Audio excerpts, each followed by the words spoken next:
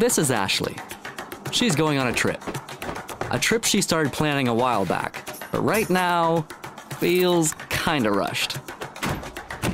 11 hours later, this isn't her hotel. And with no Wi-Fi and no data, she's okay, because Ashley already downloaded Google Trips. So no Wi-Fi? No problem. She has everything she needs to know about her vacation right here on her phone, including how to find her hotel. That's more like it. And now that she's here, working out what to do doesn't need to be quite so overwhelming. Because with Google Trips, Ashley can make her own personalized itinerary for each day, with all her must-see spots laid out on a map to help get her there.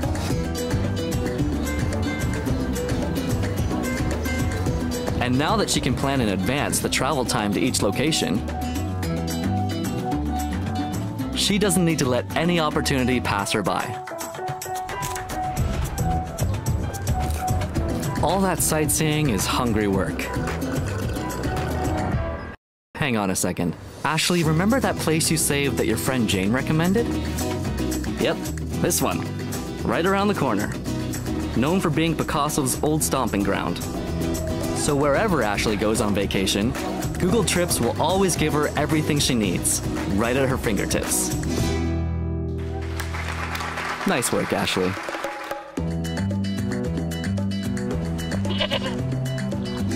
Look at you, Mr. Spontaneous. Feeling good today. Until you realize your phone is in your pocket. Sure, you can get a new one, but your photos, what will you do? Nothing, because every pic and video you've ever taken in your entire life was already backed up for free with Google Photos.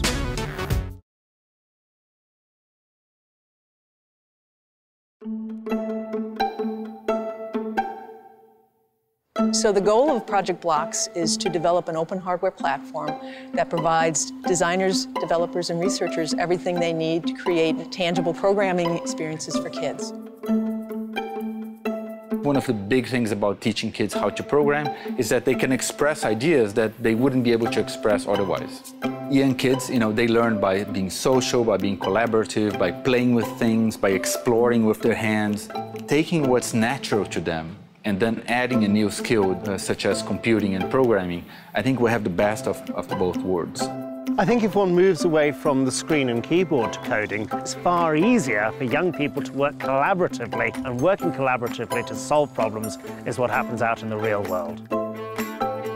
There's a long history of tangibles for programming. It starts in the 70s with Seymour Papert at MIT, and then there are many others, for example, Turn, and then Topobo and tangible programming bricks. So one of the cool things about tangible programming is accessibility. You've got the little kids who can't, read and write yet, but then you've also got students who have dyslexia who can access coding without having 1,000 syntax errors. For the most part, the things that we produce in our group are platforms so that developers can really innovate on the content and the applications. Project Blocks is a research project, and our goal is to create an open hardware platform in which developers, makers, and designers can create hands-on programming experiences for kids. As a first step, we've created a system for tangible programming. And the system consists of three main components: a brainboard, baseboards, and pucks. The baseboard works by placing a puck onto it, and pucks can be programmed with different instructions like turn on or off, move in a direction, or increase amount. The board then simply reads that puck's instruction. The brainboard provides power and connectivity, and when you connect baseboards to it, it can read the instructions and send them to connected objects like a toy or a tablet. The boards can be rearranged in different ways and wrapped in different forms and materials to create all sorts of physical coding experiences, like a music maker, where you use physical code to compose music and send it to a wireless speaker. Or a sensor lab, where you use physical code to experiment with sensors around you, like detecting a drop in temperature and then switching on a light.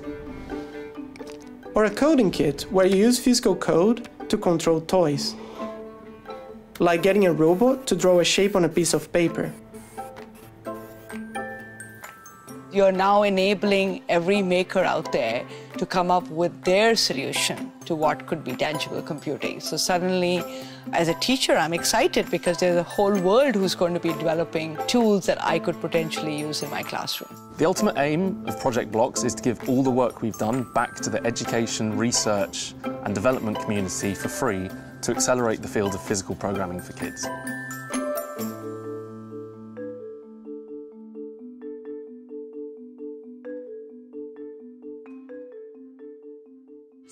Right. Ready, set, sell!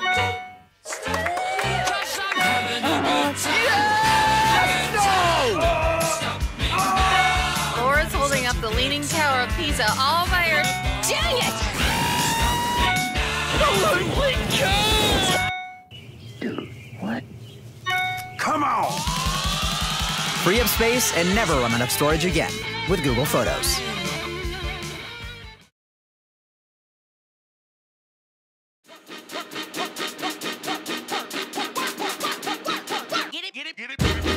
Okay, Google, show me the trailer for Angry Birds. Fire! How old is the Taj Mahal? Whoa, take me there. Here are some headlines. What's Picasso's full name? Pablo Diego Jose Francisco de Paula Juan Nepomuceno Maria de... You're on the fastest route. Play Laughing Owl. Okay, Google, tirar uma selfie. Call Graham. Hello? Show me my graduation photos. Post this on my blog.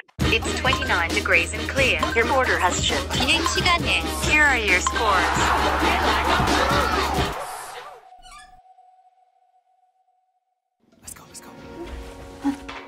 You ready? 1, 2, 3.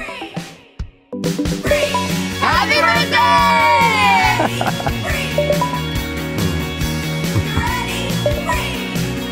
You want to meet baby Alex?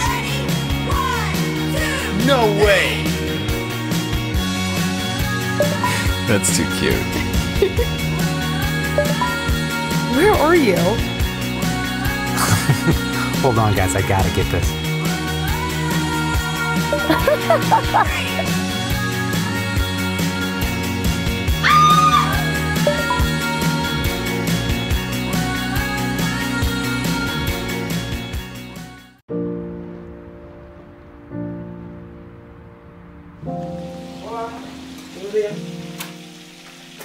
¿Ha hecho los deberes? Sí, ya lo tengo. Me llamo Alberto. A mí me encanta el fútbol. Cuando mi mamá se mudó aquí para trabajar, al principio a mí me dio miedo. Realmente yo quería jugar al fútbol, pero no hablaba nada de inglés. Me and Glenn coached the Portadown youth team. One night, I just looked over and saw Alberto. I just said, "Do you want to play football?" He couldn't really understand me. Well, I don't speak Spanish. Glenn speaks a wee bit. Hola. That's about it. I've been using Google Translate in work, so I thought I'd just give Gary the app on my phone. Go play left-hand side, okay? Ve a jugar en el lado izquierdo.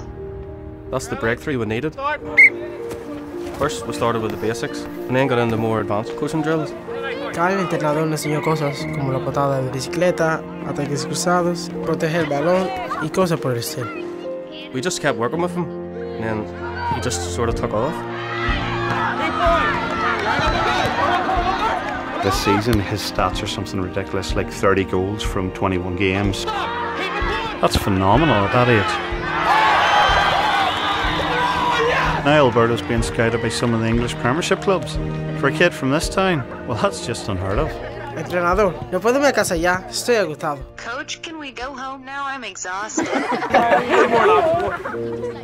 You know, it's amazing what a little communication can do. Everyone just loves Alberto. He'll always be a Portadown boy. He's one of us now.